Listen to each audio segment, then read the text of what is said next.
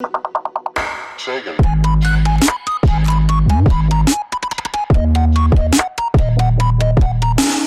is up, you guys? It's Clover HD coming at you today with a video on the Orlando shooting. Now, I don't really like talking about these, I should say. I don't like talking about mass shootings because I feel like anyone giving these guys attention really just fuels the fire. And if the media didn't talk about it at all, or if anyone didn't talk about it, it really wouldn't happen as often as it does. But I feel like this case is a little bit special just because it's the deadliest mass shooting in U.S. history. And also, it's the deadliest terrorist attack in the U.S. since 9/11. It's really sad and terrible, but let's get into it. So, the actual shooter was Omar Siddiqui Mateen.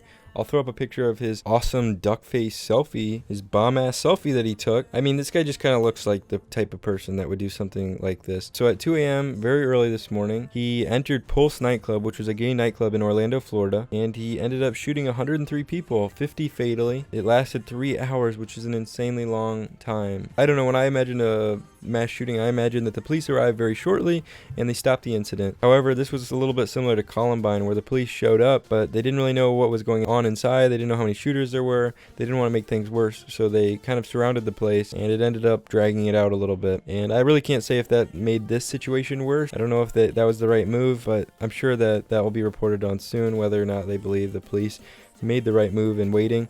A SWAT team ended up going in and killing the 29-year-old Omar.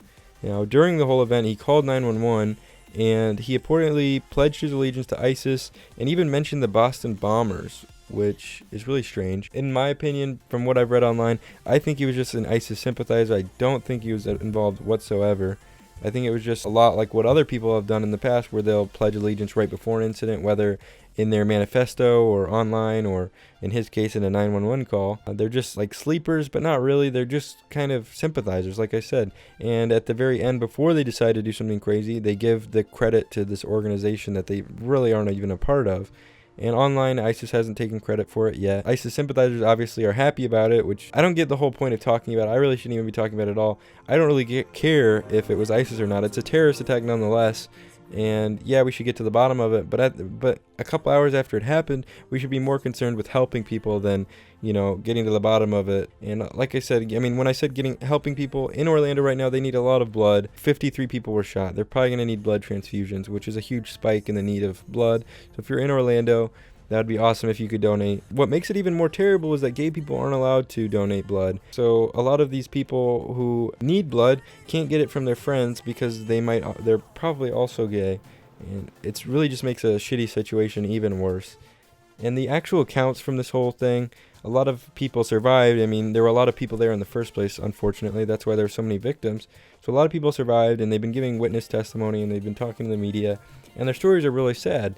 A lot of people thought it was a prank at the beginning, which is really insane. It really is a comment on how insane our YouTube pranks or whatever are these days, that people actually would think that a shooting in a nightclub would be a prank, bro. Like, how awful is that? There were even worse stories of people who were playing dead for hours during the whole time this was going on, and they wouldn't even lift their heads up to see who was walking by them because they were deathly afraid that it was the shooter. So maybe it was a police officer or a victim walking past them, but they didn't check. And I couldn't imagine laying there hearing gunshot after gunshot after gunshot, not knowing how many shooters there even were, where my friends that I came with or knew, are possibly getting murdered, and I'm just there. Like, that fear is just insane. And it reminds me of what terrorism is in the first place. It's just supposed to strike fear.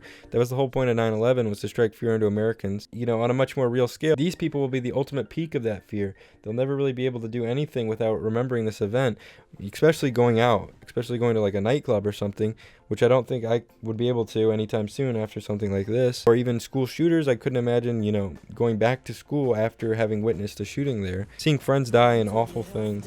And really, this whole situation is fucked up. Again, it was the deadliest U.S. shooting. It's insane to think about the fact that 50 people were killed. That is so many people.